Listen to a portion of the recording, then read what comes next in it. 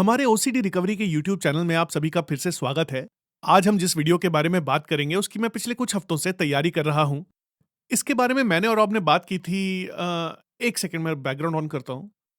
हाँ, ये ठीक है। कंप्यूटर में बैकग्राउंड ऑन होने से बेहतर हो जाता है।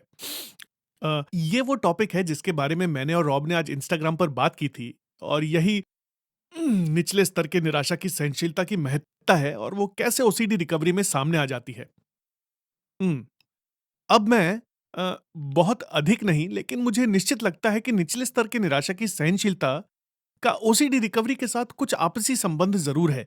अब मैं आपसे बात करने जा रहा हूँ कि मेरे पास सोचा हुआ एक अच्छा खासा ढाँचा है, जिसे मैं व्हाइट बोर्ड पर यहाँ बताने जा रहा हूँ। लेकिन मुझे इसके लिए ज़रूरत होगी। मैं चाहता था कि ये कैमरे के नज़दीक मेरे थोड़े अधिक सामने रहे जब मैं इसके बारे में बात करूँ। तो एलएफटी का क्या मतलब होता है? जब आप मुझे एलएफटी कहते या इसके बारे में बात करते फेसबुक या इंस्टाग्राम पर देखते हैं, तो निचले स्तर के निराशा की सहनशीलता, जो कि कुछ ऐसा है जिसे डॉक्टर एल्बर्ट एलिस ने, जिन्होंने 1955 में आरईबीटी को स्थापित किया है, जिसके पहले उन्होंने मनोविश्लेषण किया जहां वो लोगों के पिछले समय में जाते हैं, ने इसे शायद महसूस किया आगे बढ़ने के लिए एक अच्छा तरीका नहीं है। और ये सोच पहली किताब की पढ़ाई सूची से निकलती है। कैसे कोई चीज आपके लिए सच में किसी चीज को मुश्किल बना देती है। कोई भी चीज सोचिए। उन्होंने महसूस किया कि निचले स्तर की निराशा की सहनशीलता असल में उन बहुत चीजों में से एक है जो इंसान को परेशान करती है और उन्हें चीजों को करने से रोकती है जो उनकी जिंदगी के लिए फायदेमंद हो सकती है, क्योंकि अधिकतर इंसान काम करने का आसान तरीका चुनते हैं। तो मैं बहुत सारी चीजों की बात करूंगा, उदाहरण दूंगा कि कैसे निचले स्तर की निराशा की सहनशीलता बनानी है, और मैं बात करने वाला हूं कि कैसे आप इसे देखकर अधिक चाहेंगे अपने निचले स्तर की निराशा की सहनशीलता पर काम करना, क्योंकि यह आपको मंजिल तक पहुंचने में मदद करेगा।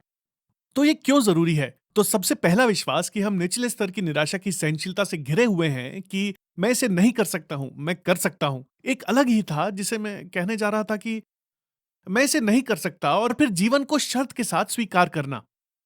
तो हम स्वीकार करके शर्तों पर अपने जीवन को रखते हैं। मैं इसे नहीं कर सकता जैसी चीजों को कहकर जीवन एक खास तरीके का होना चाहिए, जबकि जीवन असल में एक खास तरीके का नहीं होना चाहिए। और यही वो खास कारण है जो हमें पीछे रोक कर रखता है। तो जब आप अपने निचले स्तर की निराशा की सहनशीलता पर काम करते हैं, तो यह आपको दिखाता है कि इसे आप कर सकते हैं। और जैसा मैंने कहा, यह आपके जीवन के दूसरे क्षेत्रों पर भी असर डालता है। तो जैसा हमें पता है, ओसीडी हमें एक डिब्बे के अंदर जीने देना चाहता है।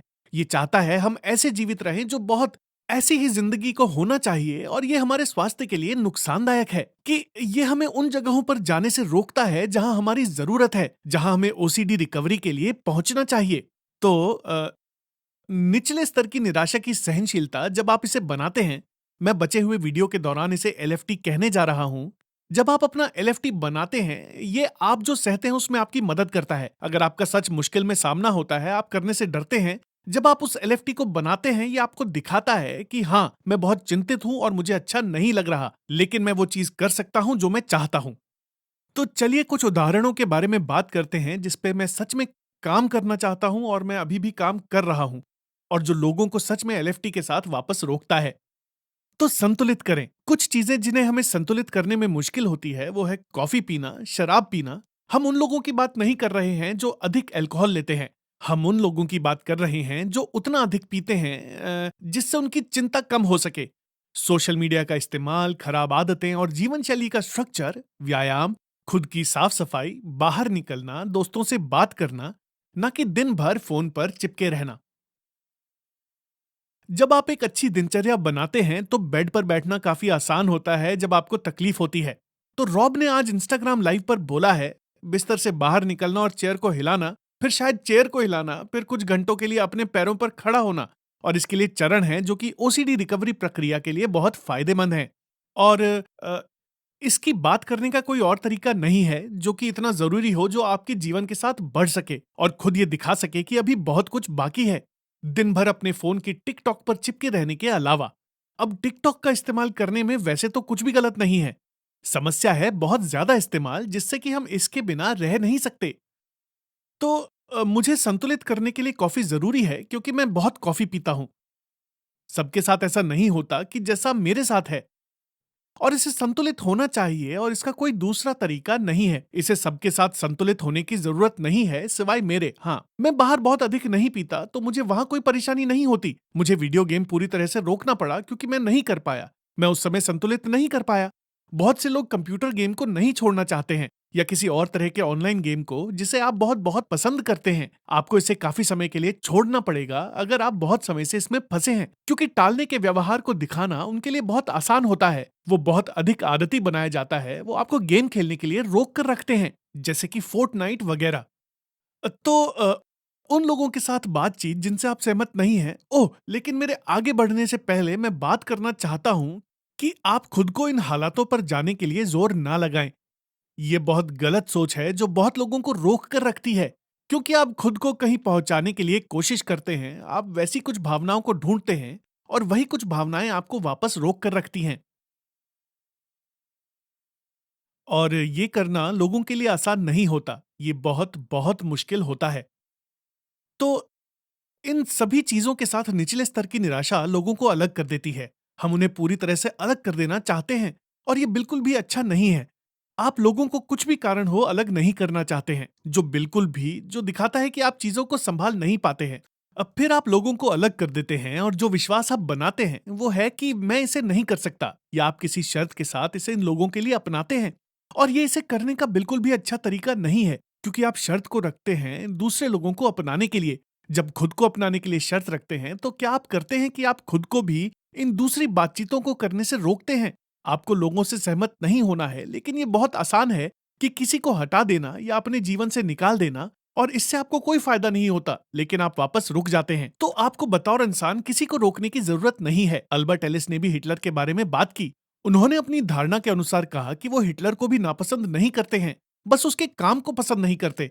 लेकिन उन्होंने बतौर एक इंसान उसे हटा नहीं दिया। चूंकि ऐसे लोग भी थे जो सोचते हैं कि वो एक अच्छा आदमी था, तो जरूर उसमें कुछ पसंद करने वाली खूबी होगी जिसे लोगों ने पसंद किया। निश्चित ही उसके अंदर इंसानों के लिए नुकसानदायक खूबियां थी, क्योंकि उसने बहुत लोगों को मारा था। लेकिन इस तरह की सोच आपको लोगों को एक बेहतर तरह से देखने देती है कि वो जिस तरह का काम करते हैं वो ऐसा क्यों करते हैं की मदद से।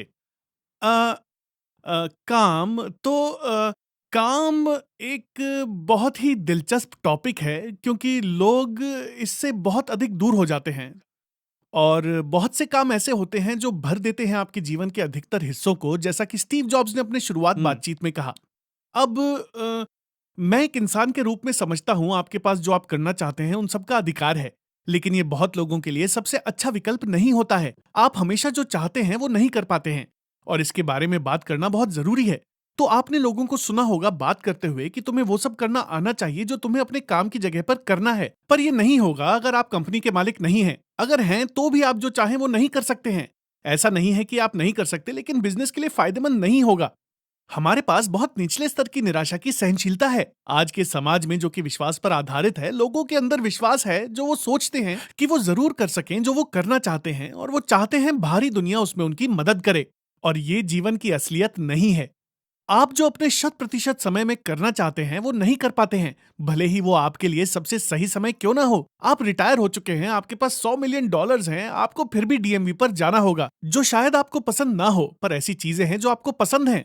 जब हम बनाते हैं एक ऐसा समाज जो इस सोच के साथ बना है कि आपको ऐसा बनना है कि जो मैं चाहूं वो कर सकूं, और ऐसे आपके पास उच्च स्तर की नहीं बल्कि निचले स्तर की निराशा की सहनशीलता होगी, जो आपको कहीं नहीं ले जाने वाला है। तो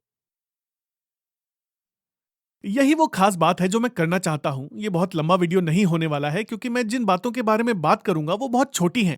लेकिन कुछ अंतिम बातें हैं, आप कैसे निचले स्तर की निराशा की सहनशीलता को बना सकते हैं। स्ट्रक्चर में एक अच्छे दिनचर्या को सेट करने के बाद, मेरा मतलब है उस समय उठना चाहिए जो स्वास्थ्यप्रद हो। मैं समझता हूं कुछ ऐसे लोग हैं जो रात की शिफ्ट के लिए नहीं हैं। दिन भर बिस्तर पर ना पड़े रहना, पढ़ाई की सूची ना कि जल्दबाजी में पढ़ना, असल में पढ़ाई की सूची की किताबों पर जाकर बार बार पढ़ना, जो कि बहुत जरूरी है। चिंता को भूलते हुए रिकवरी को बिना भूले, क्योंकि आप सही में चिंतित हैं। मेरी नई चिंताएं जिन पर मैं काम कर रहा हूं, मुझे असल में एक हफ्ते में कई बार फिर से बहुत अधिक बीमार हो गया था। अम, बहुत अधिक अपने शरीर की छवि के अनुसार, लेकिन ये ऐसा ही है। ये सिमेटिक ओसीडी के समय ऐसी ही थी। तो मैं अपने को फिर भी जोर देता हूं चीजों को करने के लिए, जबकि मैं उन्हें नहीं करना चाहता हूं। और ये ठीक है, क्योंकि ऐसा ही करना चाहिए था। और चिंता को ऐसे अपनाना जैसे कि वो एक तकलीफ देते हुए कोट की तरह हो। मैंने कल इस पर एक वीडियो किया था, मैंने आज इस पर एक फेसबुक पोस्ट भी डाला है। ये बहुत जरूरी इसलिए है क्योंकि ये आपकी सफर में अधिकतर होगा। ऐसा कभी नहीं होगा कि जब ओसीडी आपको इससे आराम देगा पूरी तरह से जिससे आप रिकवरी की ओर जा सकें। आपको ये खुद करना होगा। आपको अपनी निराशा के लिए सहनशीलता बनानी होगी। आपको तकलीफ में रहते हुए भी आराम महसूस करना होगा। ये सब रिकवरी के सफर में हिस्सा हैं। आप इसे समय और कोशिश के साथ करने के लिए काबिल हैं। तो इसे देखने के लिए आपका धन्यवाद। अगर आपके पास कोई भी प्रश्न हो तो नीचे लिखें और इसे सब्सक्राइब करना ना भूलें। आपका दिन अच्छा हो।